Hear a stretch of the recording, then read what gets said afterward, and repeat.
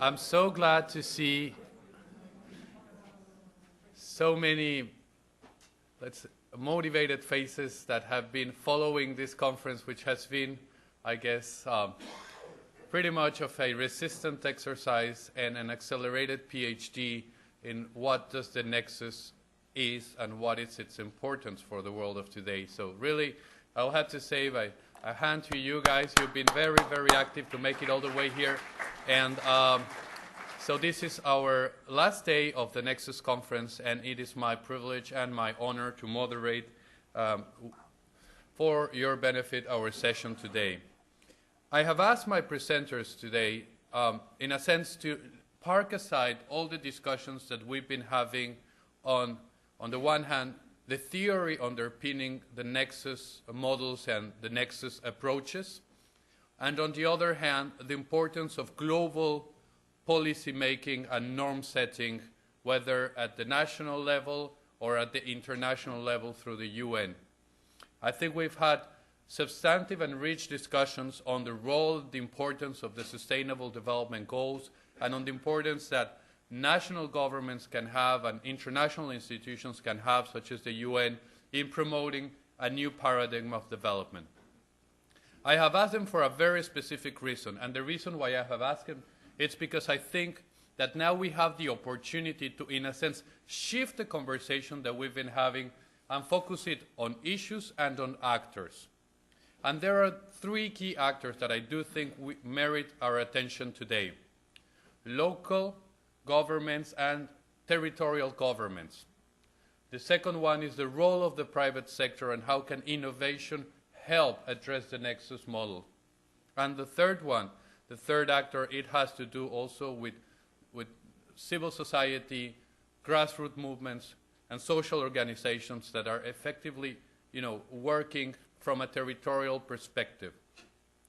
So today I have an honor to introduce our panelists that will present to us in very short and concise presentations of 7 minutes, a first go at different parts of the issues of the Nexus, specifically acts on 4 key points that are covered in our declaration. And I do think that today it's also very important and a privileged opportunity that we all have to interact with them.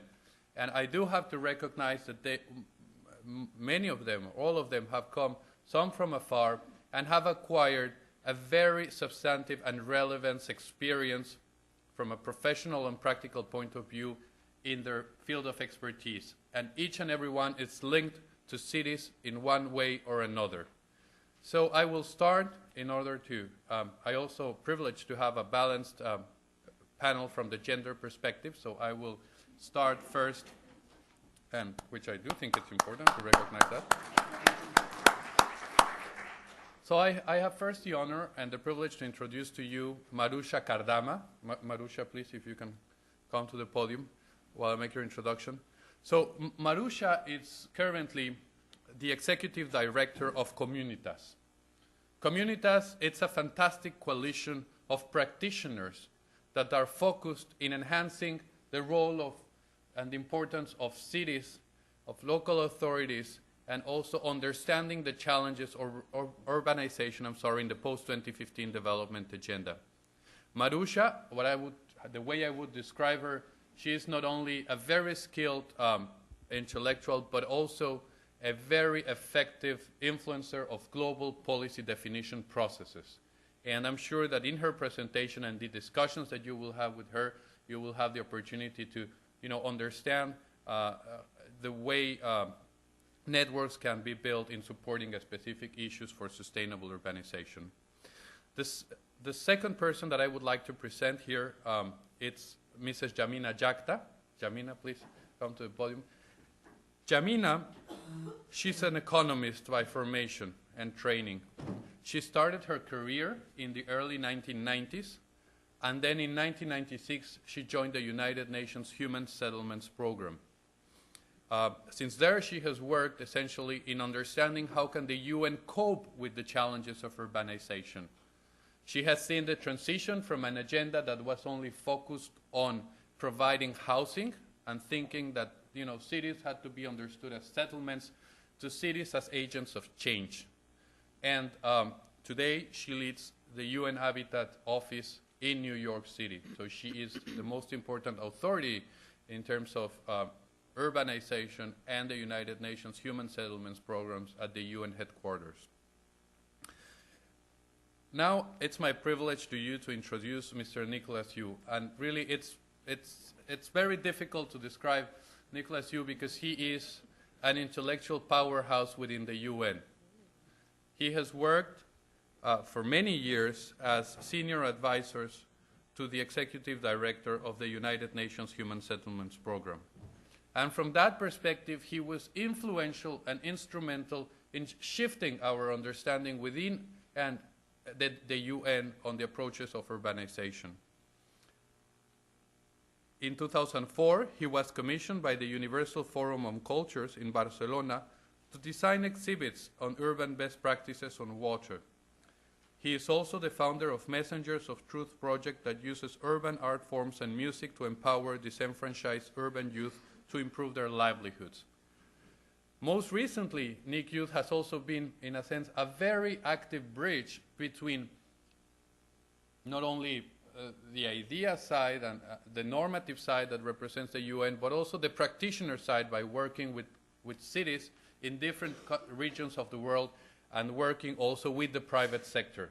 So I do admire personally Nick because in the lifespan of his career he has managed to touch upon all the key actors that touch and influence the phenomena of sustainable urbanization. And last but not least, I have the privilege to introduce Michael Schmitz. He is the Executive Director of the International Council for Local Environmental Initiatives, North America. Michael is specialized in issues on climate change, energy, and sustainability. Before joining ICLEI, he was the principal of Go Forward Consulting, specialized in strategic research, analysis, and policy development. The firm managed and advised non-profit business and political clients on a range of issues, including environmental regulation, land use, and economic development.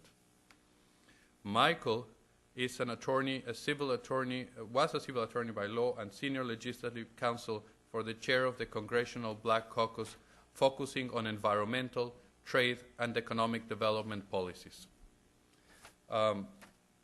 So before we start the presentations, and I will ask Maruxa to kickstart our session today, I just want to remind you which are the 4 key areas that we have been currently focusing on the Nexus. The first one is water and sanitation services. The second area of the Nexus, it is on energy. The third area of the Nexus we're focusing now, it's climate change. And the fourth area, I think that it's important that we look at it when we talk from a territorial perspective, it's land, rural, and urban linkages. So with that, I will invite Maruxa, and before she starts, and you are more welcome to make your presentation from here or make it from there, I will ask the other 3 presenters to perhaps take a seat back there, and so they can enjoy the presentations. And Maruxa keeps the stage for her own. Thanks very much. Thank you.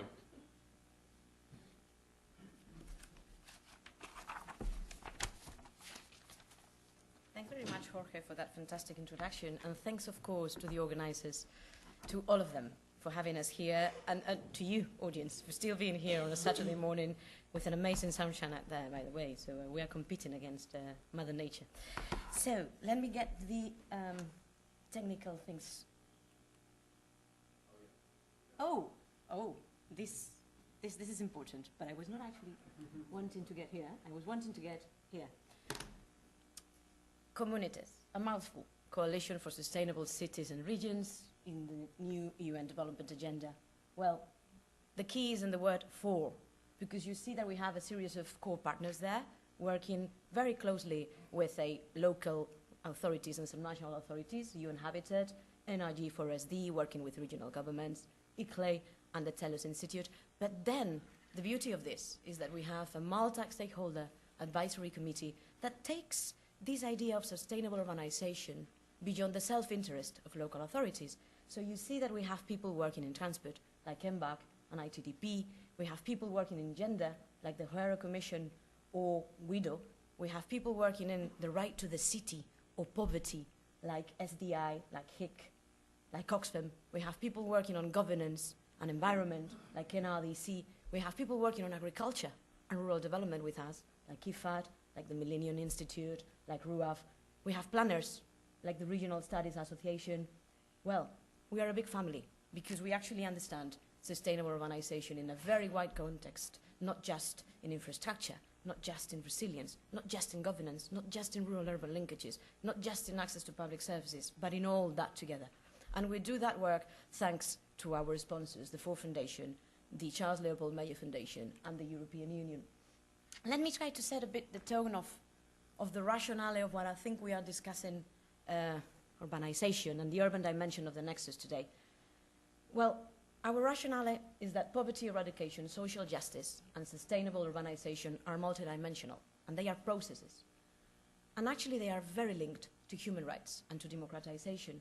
Our vision is that, believe it or not, even if things with urbanization are not going very well, we can actually capitalize on that megatrend of urbanization in order to halt growing inequality, long-standing poverty, and do all that in the context of planetary boundaries and sustainable development. Our mission, therefore, is to accompany an intergovernmental process as a task force, providing technical input from that perspective of the local and subnational authorities in close collaboration with that multi-stakeholder group. So we've produced issues papers on different areas with proposals for targets, and actually we want to pilot all that on the ground to show how those targets and the indicators that will help us monitor developments against those targets can actually happen. But now, why are we really thinking about all this? What is the background against which we are having to develop a new model of sustainable urbanization? Look at that. Look at how things have evolved. It's pretty dramatic. And actually, if I can accompany those figures with a bit more of a sense of what they mean, is the following. Since 1992, 1 billion new urban dwellers. That is basically 200,000 new people living in a city per day. That is basically 30 times the size of Tokyo. That is basically 110 times Paris, just to give you an order of magnitude. But then we have the creatures of that megatrend, that it's, say, urbanization, and those creatures are the megacities. Out of those megacities right now, we actually have 21, and out of them, 15 are in developing countries. And look at Tokyo with that population. That population is Canada. So just to give you a bit of a sense of what is it that we are talking about. And now to give you a sense of what is not working, but of where are the opportunities. What is not working is that actually between 30 or 50% of those urban areas and human settlements in developing countries are in fragile areas, prone to the worst effects of climate change, including floods, and with no basic services, at best, lack of quality in them. That means that the global population living in slums in urban areas has grown dramatically, as you can see, since the 90s. That means as well that cities are not using resources efficiently and they are pretty responsible for a good bulk of the environmental degradation that we're having. The irony of all this is that actually, as Ian from IFAD reminding us a couple of days ago, 70% of the poverty still occurs in rural areas and 25% of it in the urban world. So where's the opportunity? The opportunity, believe it or not, is also in the megacities, in the fact that these megacities, the bulk of them are in developing countries. And that means that if we get it right, we can actually have a very strong impact globally, but also primarily as well in the developing world. The opportunity is that we will have a lot of population concentrated in those areas, estimates of 70% by 2050. The opportunity as well is the wealth that top 25 cities around the world create. As you can see, it's 50% of the global wealth. Another element of opportunity is that 60% of the area that is expected to be urban by that horizon of 2050 still remains to be built. So there's a lot of potential to shape. I would almost say that there's moral obligation to shape it right and to make sure that it's not built in the way that has been built so far. And another increased source of opportunity is that rural and urban areas will be as interdependent as ever. Nobody can conceive a model of sustainable urbanization that doesn't actually go beyond the boundaries of a city and looks into what is the impact of urbanization in the rural world. If the figures were not enough, some images. I think they're pretty abhorrent, morally. They tell us what is not working. So, what is the situation? The current models are in crisis. Humankind on the planet cannot afford these consequences of inaction. And failing to set an aspirational framework will just send a very wrong signal to those planners, investors, and local authorities. It could equal to say that business as usual, it's okay, that we can actually continue doing things as badly as we've been doing it. So what is the place-based Nexus approach? Why do I say that? Because I think that with a territorial approach, the Nexus becomes tangible. And with a territorial approach, the Nexus can actually be mainstreamed or can actually be embedded in those 3 dimensions of sustainable development. Think about resilience, and think about the notion of social resilience that Oxfam shares with us. Oxfam defines resilience as the ability of women, men, and children to realize their rights and improve their well-being despite shocks, stresses, and uncertainty. Think about housing and public services, including waste, energy, transport. Think about the universal access to that and the links it's got with human rights in many occasions. And think about food systems. And think about how all that is linked to health, education, employment opportunities. So what could be a territorial approach for that nexus within the overall dimension of the SDGs? For me, it could be about focusing on the process and not on the places, not on the cities. And I insist, focusing on the social process that is behind urbanization, not just about in the amount of buildings or in the amount of roads, in the number of miles we build or cubic meters of cement we put into a bridge, but actually in that social process and in its transformative potential. But in order to do that, we need to get the right geographical scale. And that geographical scale, we believe, is not just the cities. Cities do not exist in isolation, and as I've said, their impacts go beyond the jurisdictions of local authorities to another level of government, which is the subnational government, the regional government, and clearly connected with the national government as well. Yesterday and the days before, we were wondering whether the nexus can happen at the level of goals or at the level of targets. I do believe that a target around urbanization, around sustainable communities, is a way of having the nexus at the level of goals. But the key here is in urban targets. If urban targets that can help us integrate different elements across a framework of SDGs. And for that, it could be crucial to talk about land management and planning and design, because it links to safe public space, to housing and public services, to resilient infrastructure for communities, to disaster risk preparedness, safe mobility, biodiversity and ecosystems, but it also links to food systems, sustainable consumption and production, and governance. Another couple of elements, and I see Jorge calling me to order. In that territorial approach to the nexus in the SDGs, governance will be critical. Decentralization is a big elephant in the room, and partnerships, the right public-private partnerships, will be essential, just to start to get the universal access to public services right in the local level, and actually not just universal access, but quality in that access. Capacity building, based also on bad practices. Let's stop talking about the good practices, and let's also bring some light to those things that have not worked and have the courage to share them. But let's also try to look into scalability and replicability for impact, and look into empowering the decentralized cooperation, the city-to-city and the region-to-region learning. And we need data for that. We need data that speaks the territorial language, the relevance of that nexus at the territorial level, with these aggregated data, with data collected from the grassroots, from the communities directly. And using IT, have you ever heard about Fix My Street? Go and Google it. You'll see what it means. It's basically you can say what is not working in your neighborhood and then fix it collectively. So some suggestions, additions to that nexus. We are talking about water, food, climate, energy.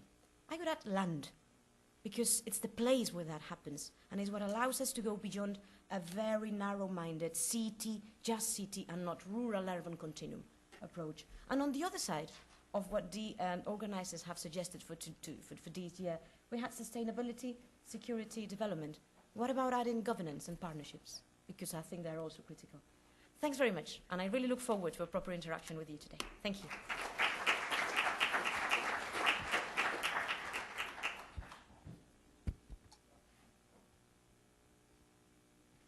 Thank you you very much, Maruxa.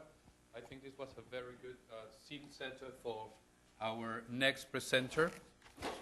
The next presentation is going to be delivered by Michael Schmitz from ICLEI. Michael, you're welcome. You can take it from here.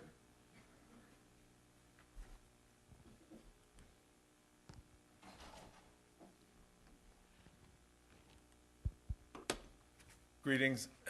I come on behalf, speaking on behalf of ICLEI USA, which is part of a global network of cities and local governments that have 1,000 members that are keenly focused on practical applied solutions, tackling the challenges that climate and sustainability present in a way that looks for how it's going to work on the ground in practice. What I'd like to offer today are a few words on an applied approach. And I think Maruxa laid out both the proper focus and the identification of the opportunity at the city and the urban level. I think we'll hear much more about that. What we in ICLEI would like to present is one way to go about tackling it, practically speaking, to be able to make progress on the ground and be able to have that happen. Again, we're looking at this next century as being characterized by a number of key drivers that we'll have to grapple with and successfully take on to be able to be successful in achieving our goals. Rapidly increasing demand for urban place, increasing pressures to improve the quality of these urban places, as well as upward pressure on the basic cost structure of urban regions and their economies. All of these are going to continue to characterize urban development throughout the world, particularly in the Global South. Urban regions at the same time are going to be facing increasing risk exposures and vulnerabilities, and as well as we all know, those exposures include climate, health, and economic risks. None of that is going to slow down. It's all going to accelerate. Combine that with a century marked by increasing public sector fiscal constraint. It paints a picture of some significant challenge, particularly at the local level. What we're saying is that there is a way to take a step back from our focus that we have right now at the city and reimagine the attack on these problems to take a conscious response that systematically integrates urban development and management and looks at it in a way that we have the capacity to do, but we're not currently doing. So the urban nexus as a practitioner's approach to tackling the nexus. Why? Obviously, that city and city regions are incredibly complex systems, that we need to look at these systems with an integrated approach to look at the complexity. We would not ask a physician to look at one piece of the human body and not consider the whole. These are complex organisms. Cities are no less complex, and I think what we're suggesting is that there's a way to deal with both the specificity of the particular sector and the particular challenge, and then understanding how it relates to the overall. That when it comes to tackling the problems of the nexus at the urban scale, that it's crucial to understand the integration and the interdependencies to be able to have successful approaches. And that, frankly, if you don't recognize the interconnection, that you will miss opportunities, the approaches that you take will be more inefficient, and oftentimes it'll actually lead you down the wrong path. As an example, take a city of the developing, the Global South. Curitiba was an example of a rapidly urbanizing city in Brazil that approaching 2 million people that had many typical issues and problems that could be characterized as very typical for much of the region that we're talking about. Biennial floods often caused great damage and frequent damage to the urban infrastructure, growing informal settlements as well, congestion on the road systems, and no thought of how to systematically deal with that, and few public amenities to be able to make the living space something that people would both enjoy and thrive in. So what was the approach? Well, first, how do conventional urban management approaches now attack it? You take each individual problem and sector and develop very smartly, a siloed approach to that challenge, which will take, for instance, the road network, and the transportation department will deal with that individually. Take the question of flooding, often looking at solutions like river canalization. You take recreation, deal with parks and recs, and deal with that separately. You might do it quite smartly, as well as the question of the informal settlements. But none of these would necessarily be coordinated in a systematic way. Certainly they would not take a step back and look at the overall challenge. That's not the approach that was taken in Curitiba. Other places like Durban and other cities are starting to look at the integration to be able to understand how, for instance, in the context of Curitiba, you had a transportation set of challenges but opportunities where they incentivize high-density mixed-use development. Public transit, obviously, for those, many of you understand the example of the BRT in the Curitiba and how it's been replicated, but it's because of the effectiveness and how it interacted with the other challenges of the place that they were looking at. And likewise, on the question of the flooding and where folks were settled, to look at both how to find natural ways to be able to increase dealing with the floodplain, and then also build in parks and living spaces in a way that integrated those and made much more vital and exciting and positive and, frankly, beneficial in terms of the local economy. So this is an example that with very low budget, without having all the resources from whether it's international bodies or otherwise, that a city took on a significant challenge and did it as a result of a different process. So what we're offering, and I won't go into detail, is a systematic approach for city planners, those who are looking at the challenges of cities, and be able to do it in a systematic way by taking a step back and then refocusing on that place and understanding all the pieces put together.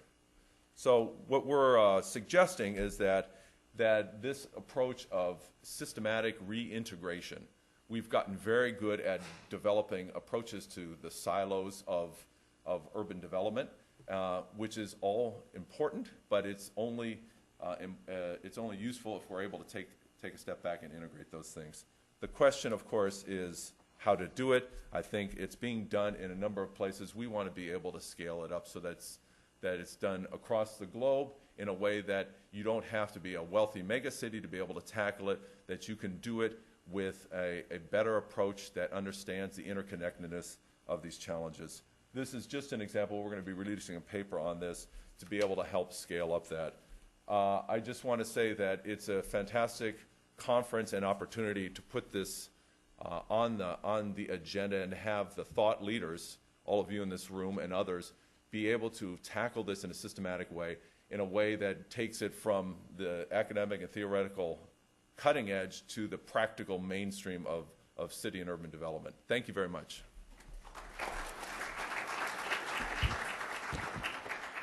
Thank you, Michael. And as I was taking notes from your presentation, I couldn't, allow myself to see the interconnectedness between what Maruxa said and what you said, although with slightly different words. But you talk about a systematic reintegration, and you talk that it's not only for rich cities that can afford having this integrative thinking, but I really enjoy your example of Curitiba, that it can be done affordably. None of you have still mentioned or said, how do we finance a integrative approach to urban planning, land management that can work in a city as Maputo in Mozambique, or can work in Curitiba, or can work in middle-income countries, cities like in Mexico, in Monterrey, or in another larger city. So as we move along, I will try to emphasize in the way of how do we implement this new thinking and how do we translate it. Second, local authorities are confronted in providing a number of services that are essential for poverty eradication. So it's not only about efficiency in the use of resources, it's not only about accessibility in having access to the city, access to the work, access to a better life, but also to education and to health.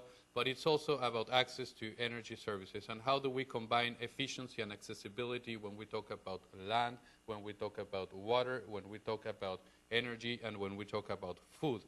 And how do we manage all this within targets and goals that are not necessarily global, but that talk about, you know, the local and territorial dimension.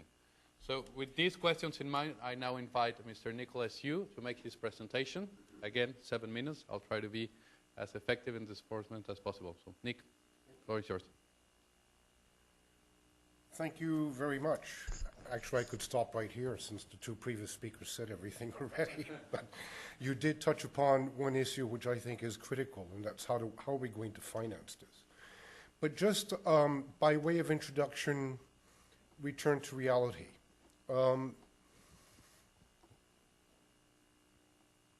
Kibera, how many of you have heard of Kibera?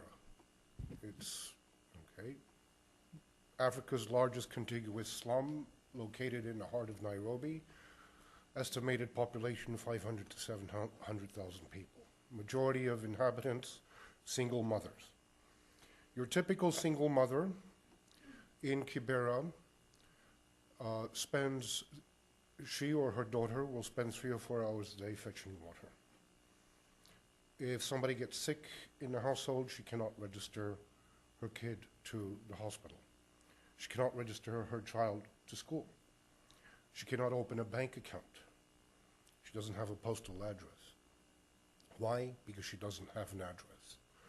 And in those countries with a common law system, you don't have an address, you're nobody. And if you're nobody, you don't have access to basic services.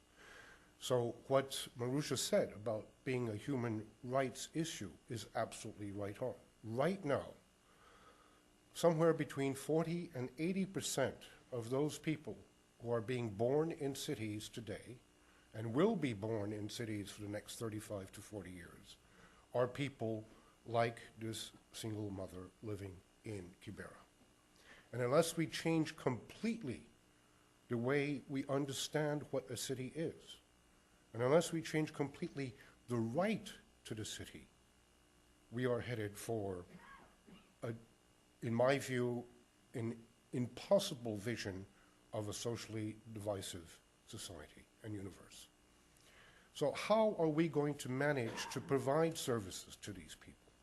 Well, I think we have to turn almost the whole issue upside down and rethink everything the way we've thought until now. Michael alluded to it. We have to break down those silos. But I pretend we have to go much further than breaking down those silos. I managed, just after I left Habitat, in approximately 18 months, to help provide water to some of the inhabitants in Kibera. And the way we did that was to organize them as a community group, register them as an NGO with some help with a few bilateral friends. We were able to register them as a society, and then enter into a commercial law agreement between a willing buyer and a willing seller with a water operator. And therefore the water was being offered for the first time in Kibera, because until now, the average inhabitant in Kibera pays per liter of water 50 times more than you do, because they're not buying water. They're buying a taxi service to bring water into Kibera, because there are no pipes. So we were able to find a water operator that was willing to take the risk to put the pipe in, because the water company will not do it, the risk being that, of course, nobody knows who owns the land, and someday some developer might come in and rip up all the infrastructure. Now, we weren't able to scale this up. Why? Because of vested interests. So we were allowed to make it happen once. But the attitude right now in Nairobi City Council is over my dead body if you want to try it again. And I think this is the biggest problem that we're facing, is we have thousands of success stories out there. ICLEI has been documenting them. UN Habitat has been documenting them. Everybody has been documenting best practices. We all know what needs to be done. We cannot overcome some very fundamental barriers. And those fundamental barriers are competing jurisdictions and a lack of true understanding of what public-private partnerships are. Right? And I'll come to the public-private partnership just in conclusion, but competing jurisdictions. Competing jurisdictions are, start with the silos that you have at the municipal department level, the water department, the transport department, the waste department that don't work together. Most cities I know in the Northern Hemisphere that I've lived in have district heating. Do you know what the biggest byproduct of district heating is? It's distilled water, condensate. And when I go to a city and say, do you have a district heating system? They say yes. And I said, what do you do with the condensate? They said, we throw it into the stormwater drainage system. It's distilled water. My God, I said, the least you could do is make ice cubes out of it. I'm a single malt whiskey drinker. The only thing I will put in my whiskey is distilled water ice cubes. So we have a product that is much in demand, fresh water, distilled water, I mean, useful for medical purpose. We throw it away. What's wrong with that picture? All right? But that's within the city. Between the city and the surrounding rural area, forget it. Take Los Angeles. The city measures its water in cubic meters, as any decent city does. The surrounding county measures it in foot acres. And nobody has been able to tell me what the equivalent is between a foot acre and cubic meters. So both of them are using the same water. Right? And just to give you one example on this competing jurisdiction problem and the way we think of water, which I think is critical, just to take a subject that you've already dealt with in the past day and a half, 2 days, do we realize what we're doing with our water? Every single major city in the world in 1950 got its water from its existing ground source or the river. By 2010, the last I looked at it, just to give you an example, Barcelona is thinking of getting its water 500 kilometers away. Beijing is thinking of getting its water 2,000 kilometers away. Kimberley in Australia is thinking of getting its water 3,000 kilometers away. Right? And cities like Los Angeles, which has the world's 20th longest river, how many of you know Los Angeles River? Yeah, the minority of you, because all of you know it. You've all seen it in movies in Hollywood. It's where you race cars. That's Los Angeles River. So what does LA do? Take all the water. There's enough water in the LA River to feed LA for 9.5 to 10 months a year. What does LA do? Throw it all the way into the ocean, right? The rest of the year you race cars in that riverbed, right? And that's what we're doing with our water. So if we're serious about the Nexus, we have to rethink everything.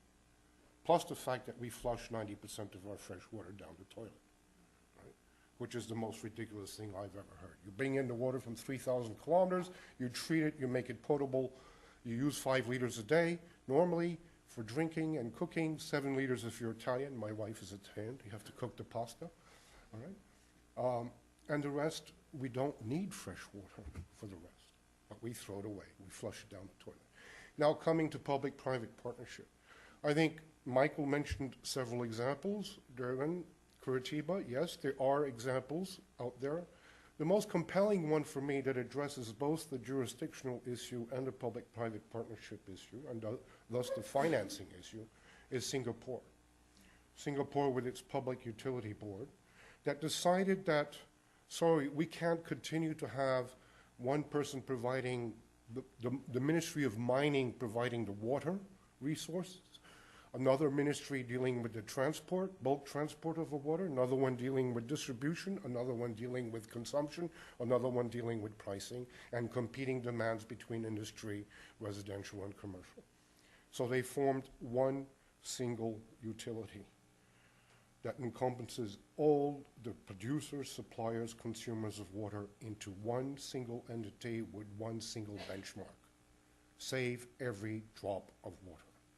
Singapore went from 4 years ago, a country 80% dependent on imported water from Malaysia, to projected this year, by June this year, producing more fresh water than it consumes.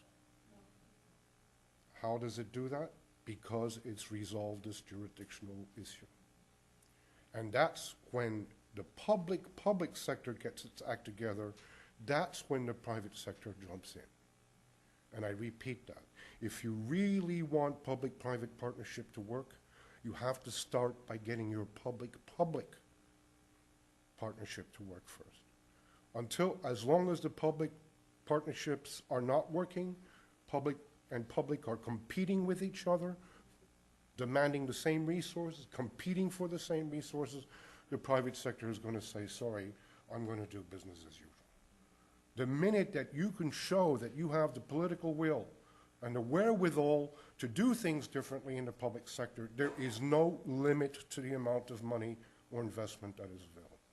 And I can tell you that because since I retired from UN 4 years ago, I've been working with companies like GDF Suez, Siemens, Philips, etc., and they are ready to finance.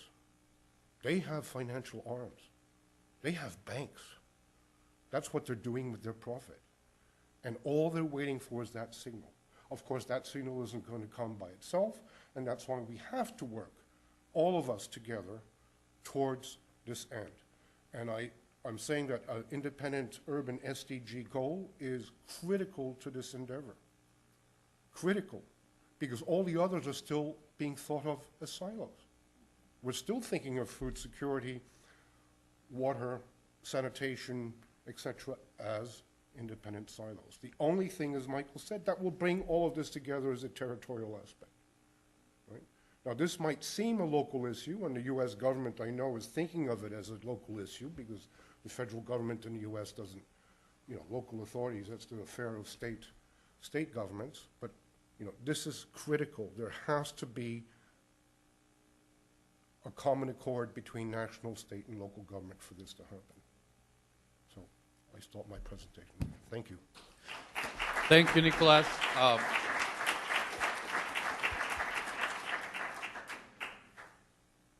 Thank you for so generously sharing with us your thoughts of the COF. We will make sure that Mr. Nicolas forgo his presentation, and I will make sure that you receive a copy of his presentation alongside at the end of this session. So thank you for speaking of the COF, and we will definitely benefit a lot in the discussion session that we want to have. Yamina, now it is my pleasure to introduce you. So we heard Yamina a little bit now. Nicolas, actually, the key word in his presentation was competing jurisdictions. And unless we get right the public-private, it's not going to work. And he pointed out that it's not a problem about documenting evidence of successful integrative approaches. The evidence is sufficient and it exists. It's about several gaps that we have identified. So one, I think the three presenters have alluded to it at the global level, that it is the lack of a integrative approach that can only be brought when we're speaking at the territorial level and we're talking about cities with perhaps a sustainable development goal on urbanization. That it's not only about housing, that is not only about one specific phenomena that happens in city, but that brings forward the territorial dimension. And that forces, one, the other said it, a new way of thinking and doing planning, that's important, a new way of thinking economic competitiveness as well. And so with that in mind, what is UN Habitat doing to make this a reality? So please, Yamina. Thank you very much. I'm Yamina Djacta. I'm from the United Nations Human Settlements Program, known as UN Habitat. UN Habitat is a United Nations agency that is responsible for promoting socially, economically, and environmentally sustainable cities, villages, and towns. So we are working towards sustainable urbanization. The speakers before me have actually talked a lot about, so it makes my job very easy. Perhaps what you will see is there will be some overlap, but that's a good sign. That means we are all agreeing on the challenges ahead of us, but also on how we should address them. So I don't know if my presentation is up there, but here, sorry. So basically, maybe I will start by talking about the urban challenges. Sorry, oops. Okay, and just to say that urbanization is one of the most significant trends in the 21st century. Now we have the majority of the population are living in urban areas, and cities are the locus of significant global changes, but also we would like to see urbanization as actually a positive. Urbanization can contribute to national economic and social transformation. For example, for those of you that are following or the discussion that's taking place at the global level, the Rio +20 conference had said that well-managed and well-planned cities can actually will lead to the achievement of sustainable development.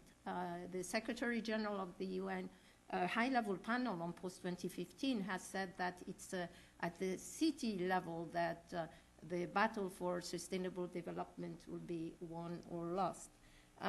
Also, and I think my colleague from ICLEI has talked also about the role of local authorities, but basically the cities and local authorities are really important and key to achieving sustainable development.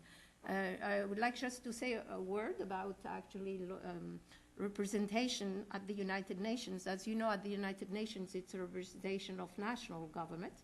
And of course, Habitat has been playing a key role in bringing the levels of governments together, at the local level as well as national level.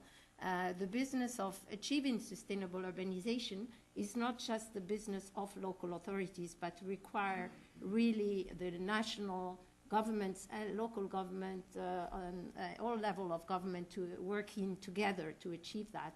And in fact, UN Habitat also promotes the national urban policies. So it's really, I would like to emphasize that if we want to address the global urbanization challenges effectively. Okay, so this just representation of, perhaps in a picture level, what I had just said. Now, just to show you some sobering figures here, and also, a clear representation how we have moved before. As you see, in the year 2000, 53% of the population lived in rural area.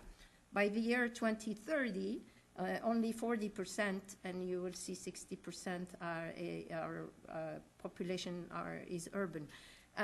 Now, also to say, which is very important, if we want to address these global challenges effectively, most of the urban growth will be taking place in less developing regions, less developed country, which means that it's important to understand that actually most of the urban growth will be happening in cities that are not always well equipped to address the needs of this urban growth. So this, which means that there is an unprecedented slum growth. We had 18 million new slum dwellers per year during 1990, between 1990 and 2001. And if you're familiar with the Millennium Development Goal, which is Goal 7, Target 11, which was about improving the living condition of at least 100 million slum dwellers, just to give you an illustration how we underestimated this challenge, is we thought that that was a goal that we should be, and we have been working towards that.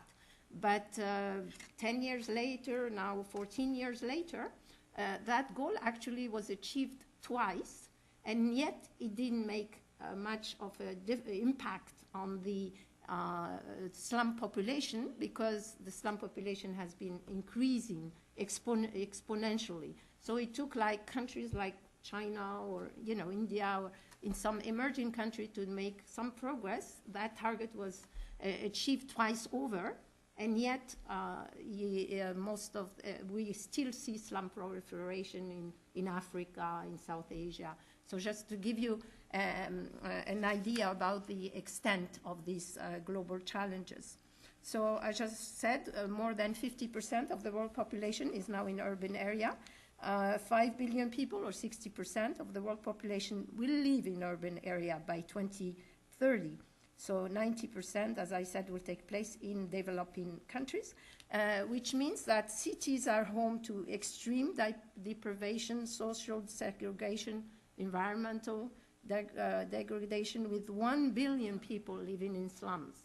This is what we are estimating. And yet, roughly 75% of the global economic activity is urban. And in fact, yet I am told it's 2 minutes. So I will try to move quickly. Also, just to say that there is global urban challenges are taking place in the developing world as well as the developed world.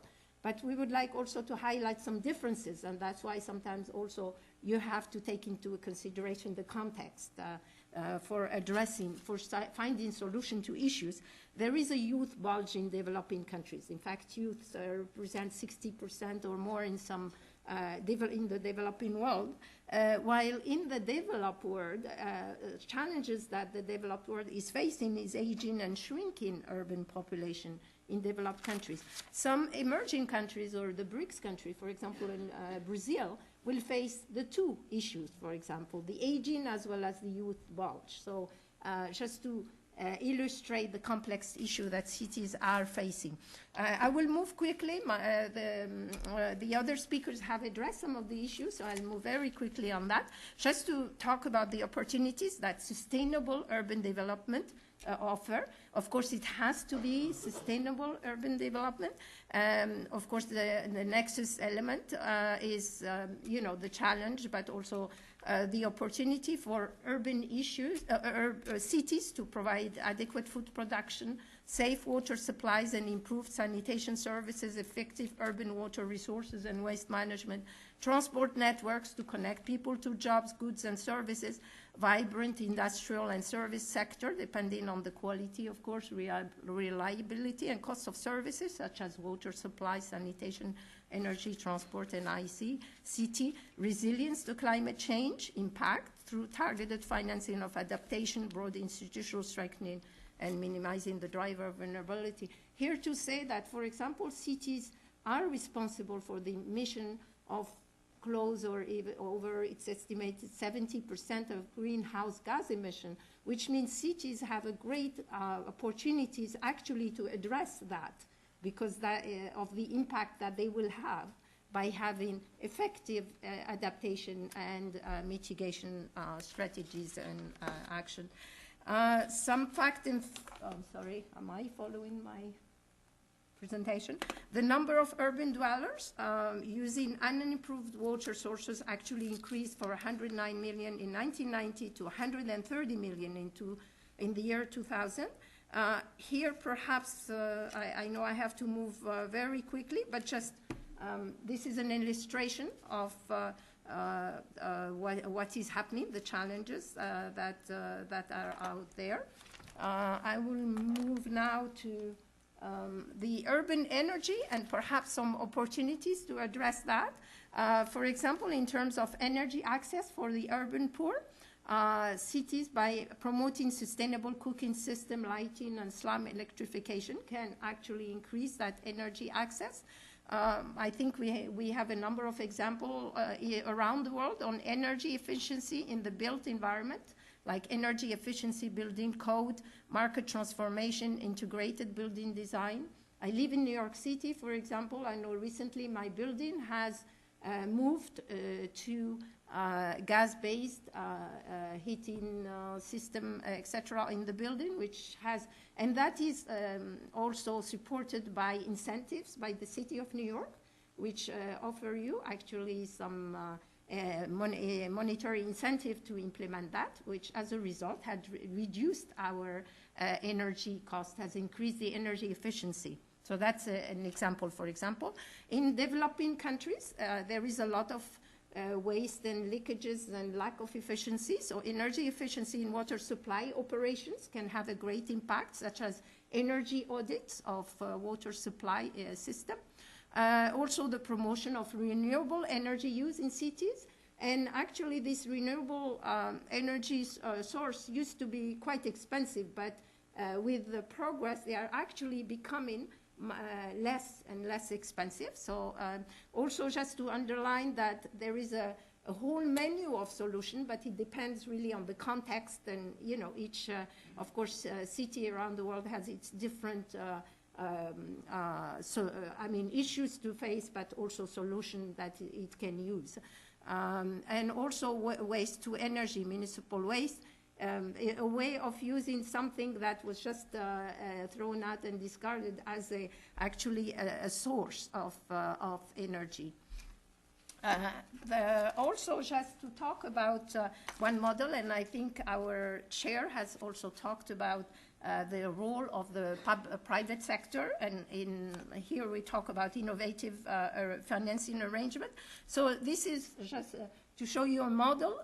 If we promote, one of the ways promoting integrated water management and how to transition to water-sensitive cities, and I think the speaker before have talked about how complex the issues, and also how we need a holistic, integrated approach. So this is an example where you have to make the political case. So here the advocacy, awareness, also building the knowledge base of that, and to reach out to decision maker.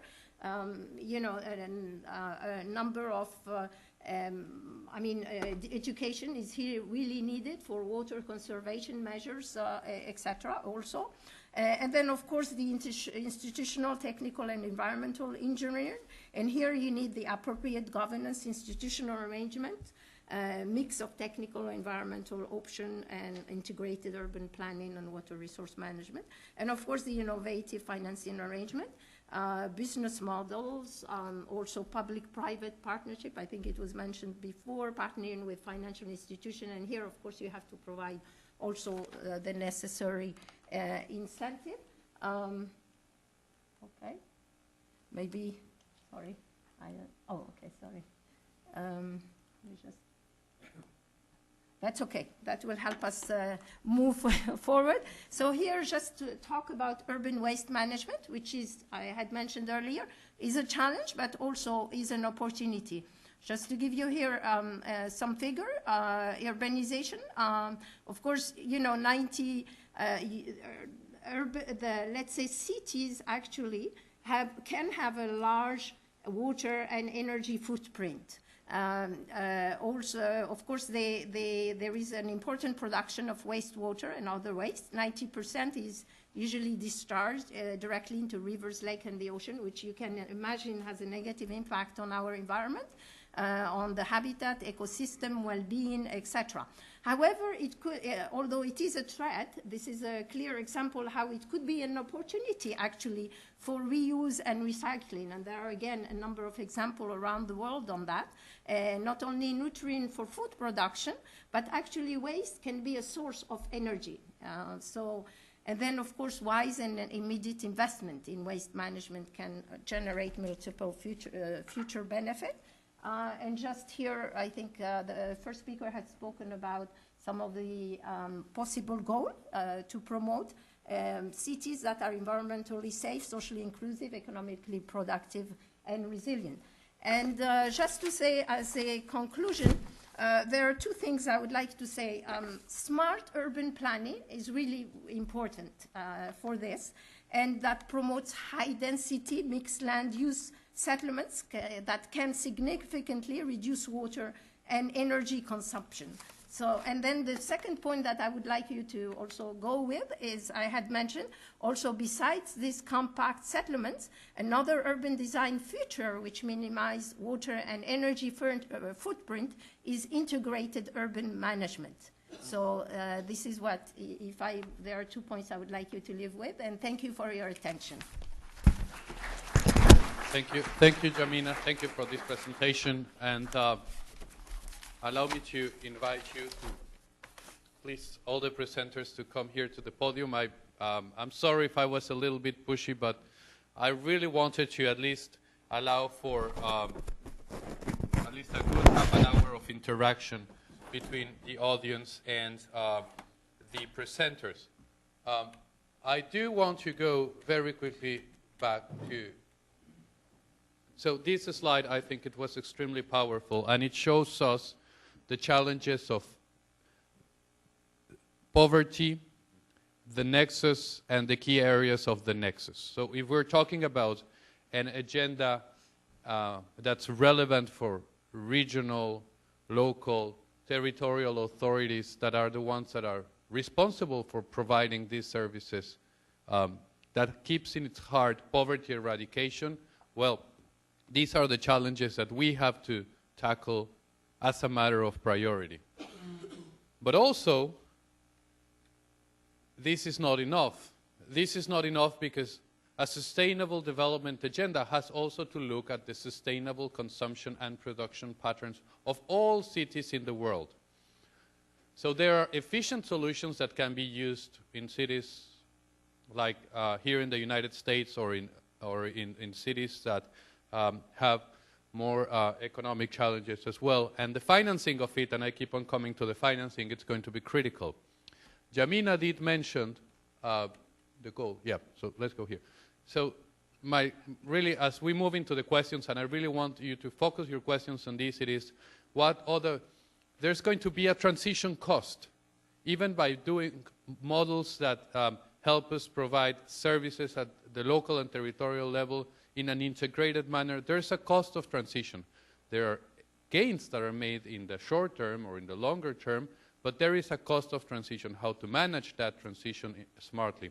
The second it is, how do we mix targets that speak about that priority of eradicating poverty from a new integrated perspective in urban areas, but also that talk about from a universal perspective to our models of sustainable consumption and production.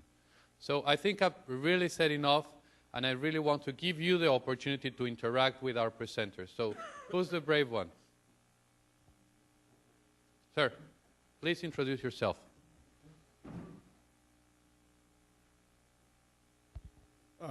My name is Doug Murray. I'm a social scientist, and I've been working in water management more in rural than in urban areas for my career. We keep using this word governance, and everybody says we've got to get the governance right. And we had a good example from Singapore where they restructured the incentives, the institution, in order to take an approach that was integrated and so on. But we don't seem to really grapple with this concept. It's very complicated, it's very political, subjective. You can't put numbers, you can't come up with a mathematical model that says this is what you do everywhere. And yet, to me, it is the critical issue. So when you look at a list like this, whether it's for urban or other lists, none of that is going to happen unless we get the governance right. And even things like inclusive policies. Policies are a function of the institutional arrangements within which the policymakers are working. So there's a very close interaction here, and it's not an either-or determinant thing. But I think we really need to put some people together that have experience working on institutional reform, policy reform, governance issues, and come up with an approach that could make the SDGs really work. And if we don't do that, we're going to be sitting here in 2030. I hope I live that long. But I hope I'm not going to be hearing, oh, well, we didn't quite make what we were hoping to make. Thank you. Thank you for that question. The governance, and I think that in many cases, all of our presenters touch of the governance challenges. Competing jurisdiction is part of those governance challenges. Sir, I'm going to give you the floor. We had another question over here. Please, we're going to take 3 questions and then allow the panelists to respond. Hi. I'm Michael Davidson. I'm an independent irrigation consultant. First of all, I want to answer your question. There are 1,233 cubic meters in an acre foot. So now you know. You just need the right crowd. Yeah. And secondly, in terms of urban water, you know, to the victor go the spoils. We talk about the human right to water. And in places like California, the people who think that they really own the water is not measured. There are no, you know, water meters in most of California in urban cities because people assume they have the right to the water, and where other people do ask for water, we're putting in meters and charging them exorbitant rates. So there's a real disconnect between the people who have the water, who are the powerful. So my message here is that you can't take power relationships out of distribution of water. Thank you. Last question here in this round. Sir, please. Thanks a lot. Henrik Dissing from the Ministry for Environment in Denmark. I'll go to a question about competences. It very much follows the previous questions on governance. I'll just have a few comments before getting there, if you can allow that. We've seen through this conference quite a lot of discussions which was sort of, what is the nexus thematically? Recalling that the Bonn conference was actually some water people trying to get closer to food and energy. And here we have the urban context, which is definitely something completely different. And in a way you can say that, I mean, ICLEI has been around as an organization since 1990, working for sustainable development and an integrated approach. So what's new in that term thematically? I think what's new is more on the working method. It's a matter of we put the long-term things in place instead of the short-term ones. It's the understanding of the innovative financial mechanisms. It's the understanding that the planning-wise, we need to have some sort of working approach. I mean, we have to have the governance, and that's crucial. We need to have the working approach next to this one. Some sort of planners getting into war rooms or whatever. We had the Colombian case. How on earth did they get ministries to do that? But on top of all of this, we need people who actually have the competences. And my question will be how to get them. Who can understand several type of technical issues, who can understand the financial aspects, who can understand the inclusiveness, stakeholder involvement, who can understand communication, information, dissemination, who can actually speak this language. And dear researcher, there are several of your presentations which wouldn't stand a chance against politicians. But how can we communicate with politicians where we have to make complex issues simple? Now this is ahead of us, and all of this has to be embedded in a few key persons. Now how on earth do we get them? Given that the university educations, not necessarily here, but in several countries, are just repeating what the professor is saying. Good heavens, so very last year. Thank you for that. Yeah, that was a very powerful point. But I'm going to give the opportunity to our presenters to react very quickly, perhaps 1 minute very quickly, to the points that have been raised on, because I really want to give another round of questions. So we will get there. So Maruxa, in 1 minute, yes, address the governance and the equity issue as well. I'm going to try that. Governance in 1 minute. When I am at the UN, I always talk about governance in terms of horizontal and vertical integration, which I think is what Nicholas was telling us. Vertical is between the different layers of administration and within them. And horizontal is between the different policy areas. And I think that the key to give that, it's multi-level governance, and it's also integrated policy making. So that would be my reflection, which links to how do we get all that people in that room? You cannot have a Renaissance person having all those skills in him or her. But what you can do is create capacity. And I think that many times we neglect the fact that capacity building needs become crucial, really essential at the local level.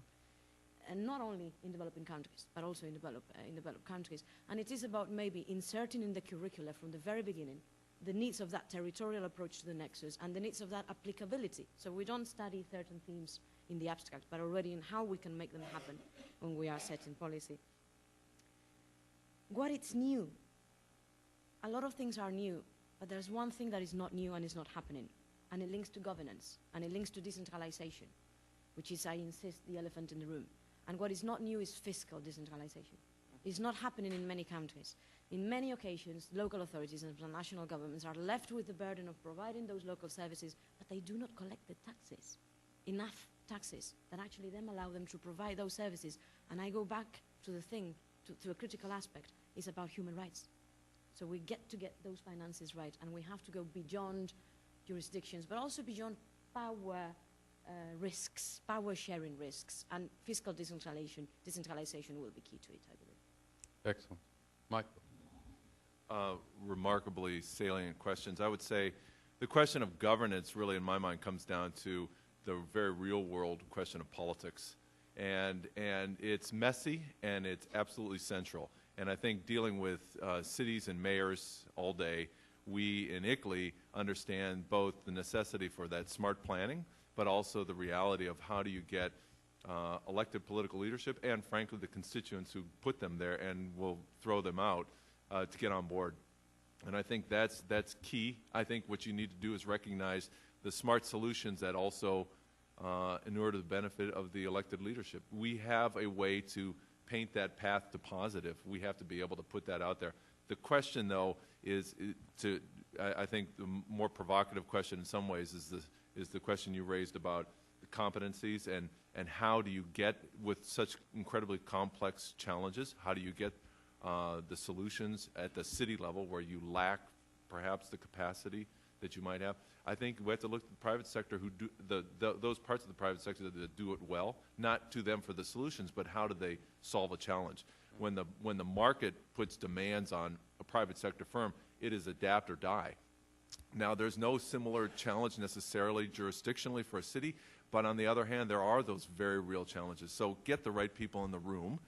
Don't expect them to necessarily understand all the problems, but you have to put them in a process so that you can come up with that collective solution. Because if you get enough of the right people who are trained, and folks are in these particular urban challenges, then I think the solutions can emerge, but it takes the leadership. It doesn't take a mayor who's smart enough to know all the answers, but it takes a mayor who's smart enough to know to get the right people in the room and to drive the solutions through that. So it's all, in the end, it's all politics and it's all local, I guess, to quote Tip O'Neill.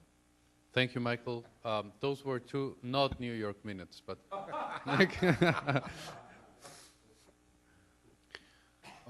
governance, yes. Very complex, very messy, I think it was said before. But I'd just like to use one example. About 20 years ago, a city in Brazil called Porto Alegre came up with something called the participatory budget. And when it was first mooted, every expert in the field said, this will never work. The budgetary process in cities is much too complex for people in the street to understand. And basically, for those of you who don't know what the budgetary process is, it's primarily giving part of the capital expenditure budget, say 10 or 15% of the municipality, down to the neighborhood level. As long as those neighborhoods can agree on what their priorities are, as long as those neighborhoods meet with each other to determine common priorities.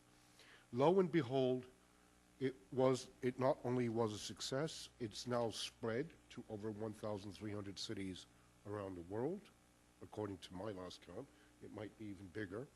But it shows that people can deal with very, very complex governance issues. It's a question of empowering them. It's a question of educating them. I just want to say that you cannot have a smart city with dumb people. And we can't continue to keep our people dumb. Thank you. Yamina. Yeah, thank you very much. And indeed, I think the question were to really to addressing the core issues. And in fact, these, what you raised, whether it's governance or finance, are also some of the key areas that UN Habitat is addressing. In fact, 3 of our really key priority areas, one of them being urban planning and design. The second one is actually about local governance, land and legislation. The third one is urban economy, which also touches on these finances. And the executive director of UN Habitat, who is the former mayor of Barcelona, says if you ask local authorities, usually they will tell you, well, we are the one at the front line. We are the one that have to respond to all the needs of the urban residents, but at the same time, we're broke. So we are addressing this issue of municipal finance because when you're thinking globally, when you're working globally, you have to understand that a number of cities in the developing world don't have either a system, a mechanism to collect taxes, but also you have to revive this urban economy. You have to help them actually, because cities, over the years historically have been engine of urban, of national even economic growth. But the economy so it's about also trying to revive that urban economy at the local level, but also looking at municipal systems. So you have to look at the solution. solutions around the world, because problems are complex, but there are solutions depending on the context, etc. So it's also a matter of looking at what some cities around the world have addressed, how they have addressed these complex issues. Thank you. If I may say, just the governance issue, I will address it very quickly. As I said in my presentation, it is very important to get all the actors, whether it's the national government or the local government, together in the room so that they can talk about the solution. And none of them can do it alone. Thank you. Thank you. Providing the right spaces is important. So let me see if we can manage to get 4 more questions and then go for the wrap-up. So you have the floor. Thank you very much. Thank you for the very interesting presentations. My name is Yvonne Lobos from the Institute for Advanced Sustainability Studies in Germany. And I wanted to make a question about urban-rural interlinkages. I was very happy to see that the speaker from Communitas brought up the issue of land for sustainable urban development. And I think this is a crucial issue. In Europe alone, the size of Berlin will be expanded every year, and this is a soil conversion of 200 square meters per person. As we know, this usually means the loss of very high fertile soils, as cities are usually located along river basins and river deltas. So my question is, how can we ensure that this doesn't mean that this area needs to be replaced somewhere else in the world for food and biomass production, which is usually the case? How can we better account for this connection within the Nexus thinking and within the scope of the SDGs? Thank you. Very pertinent question indeed. Sir, I'm coming to you. Please introduce yourself. Frans Verhagen of the International Institute of Monetary Transformation. I have a comment and a question. And the comment is this, responding to our friend from Denmark: if one has a very highly technical issue, then what the government or an NGO or a department has to do, in my opinion, is to translate this into values. People are able to choose between values. People are not often able to choose between difficult technologies. That is one. That's my comment to your question. As a matter of fact, that is what we did in New York City in the 1980s when Mr. Reagan wanted to put a nuclear navy port in the middle of the city. So we had to see how we could address this via the people. My question is this, and which is basically related. How does ICLEI and other organizations address the issue of a public engagement process, and particularly the visioning process at the very beginning of this kind of public engagement? Thank you, sir. I wish we had another half an hour, but we don't. So please, let's try to be as brief as possible. Rebecca. Thank you. Rebecca Segerström from KTH, Royal Institute of Technology in Stockholm. And I'd like to hear some elaboration about informal settlements, because that's something I find very challenging and very interesting. And from a politically incorrect and quite naive point of view, informal settlements can be seen as a very resource-efficient community. So how can we transform these settlements without having sort of slum clearance as the strategy, because that doesn't seem to work, without sort of booming resource use in our cities? Thank you. Can slum dwellers provide lessons to the United States, Nick? I had 2 more. Yes, madam, please, let's try to be brief. I would like to commend the Columbia suggestion to as a way of bringing people together. And I hope that, in fact, the document that comes out of this conference will be plumping for heavy consideration of that. My other question is, are there any examples of urban-rural areas where an effort is being made to revivify local, rural, or quasi-rural economies in order to, first of all, stem the flood of people into the cities to create those informal settlements, and secondly, to help with building the tax base out of local growth, local resilience, and so on, so that some of the income for these projects is addressed. Thank you, ma'am, for bringing my favorite issue again. How do we finance this? And we have time. Let's try to be ambitious and take two more. Have here.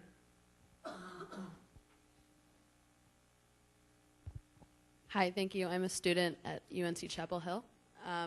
So I would like to address the issue of the dumb people financing or being involved in smart cities. And like many people brought up, I think the core issue is education.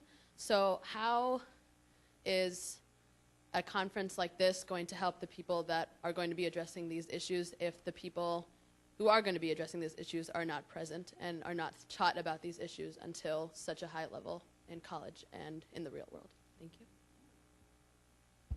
Thank you. And our last one here. Yes, Philip Peters, working for GIZ, and I wanted to make one comment on the question of governance, participation, and service delivery in the end. I think we also have to be careful also to how can I say, when we talk about participatory approaches, in the end, consumers want good services.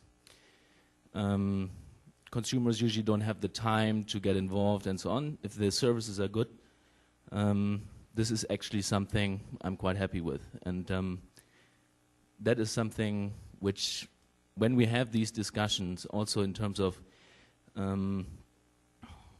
what service models and delegated management and so on, is something we have to consider. Consumers, citizens' participation, lessons from the south to the north, and financing. So I suggest that amongst you divide those four issues. I think they were very recurrent. And Nick, I'll start with you. And also, please try to wrap up. We have to move on in a New York minute. Yes, please. No. Yes, first of all, the issue of slums, yes, they are incredibly resource-efficient human settlements, but they represent degrees of deprivation that are hardly bearable. And there is no doubt in my mind that many of the slums are located in viable places.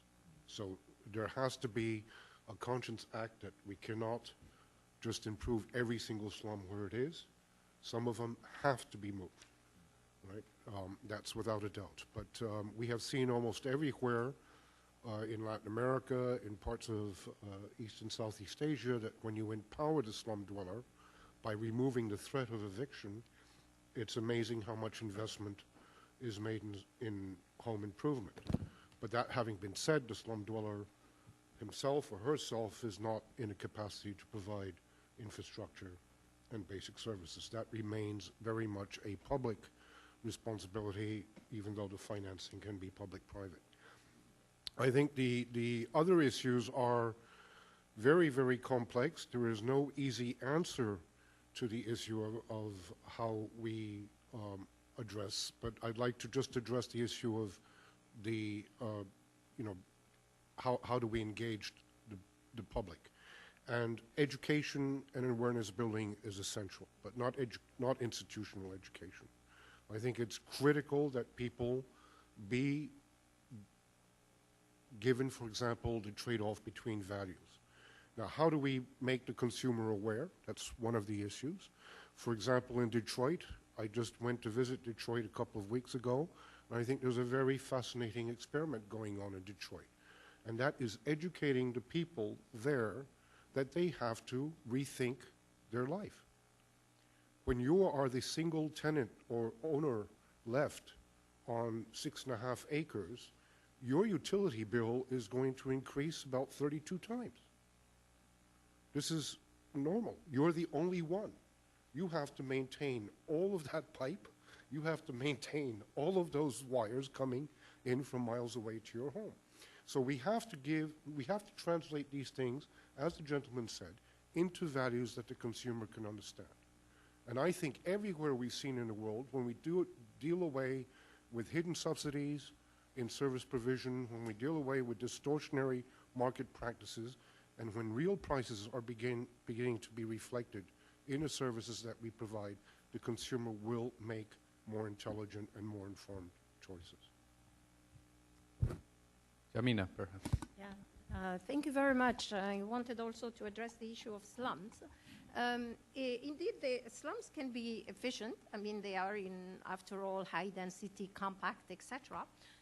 But the research we have done is that, for example, in well-managed, well-developed, well-designed, planned and designed cities, for example, streets can constitute up to 30% of that, of percentage of the use of land, of urban space.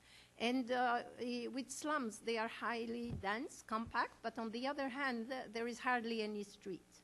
And in fact, in some less developed countries, the street percentage can be as low as 5 or under %.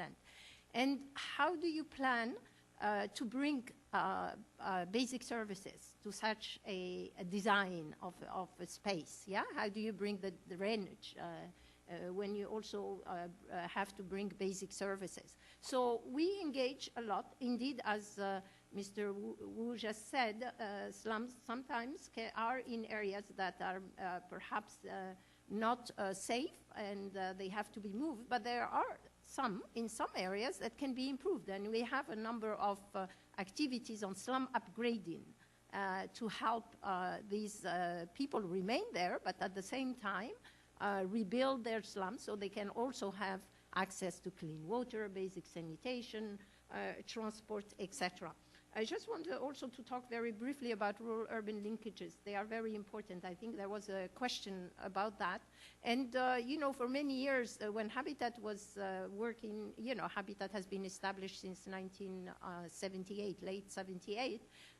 We had, I mean, many countries, especially in Africa, thought that asked us to help them keep people in the rural areas, yeah?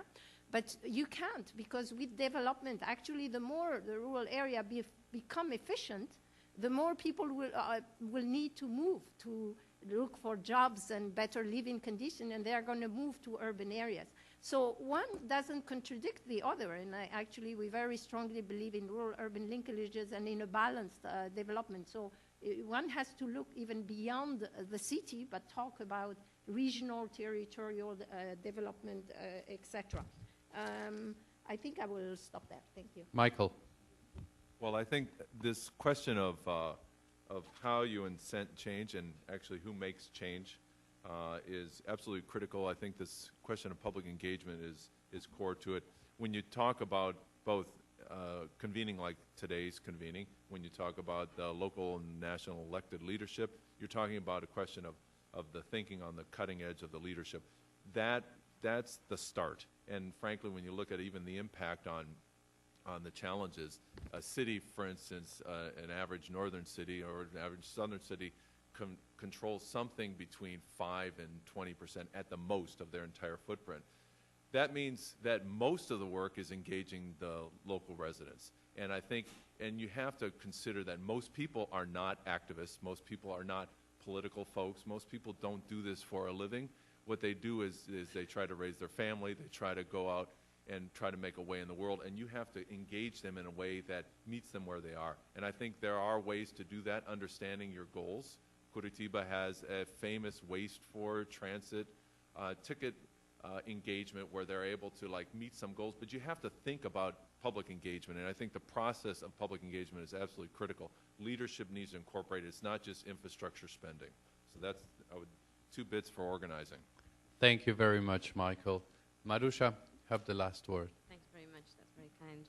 Not the last word, I hope, because for those of you so interested in the city region and the rural-urban continuum, if you want to join us at 11:30, in the Sunflower Room, you're very, very welcome, because we hope to continue this conversation and unpack it. But let me start, therefore, with the rural-urban continuum. The question was, how can we incorporate that in the SDGs framework, I think? Infrastructure for connectivity, built environment, land planning. If you think about land planning, you're going to be looking into urban sprawl, you're going to be looking into land degradation, you're going to be looking into food systems. So for me, those are the kind of buzzwords to try to fit in 2 minutes, you know, to give you some indicators of how that can be addressed in an SDGs framework. On education, indeed, the importance of education is crucial. I think that it could be important for you to talk to the organizers, because one of the offsprings of these conferences is particularly a network, a academic network, to try to get the knowledge beyond. But education also starts leading by example. And I think that sometimes we forget about green, ethical public procurement as a way to actually change those behaviors. And local authorities have a huge role to play there.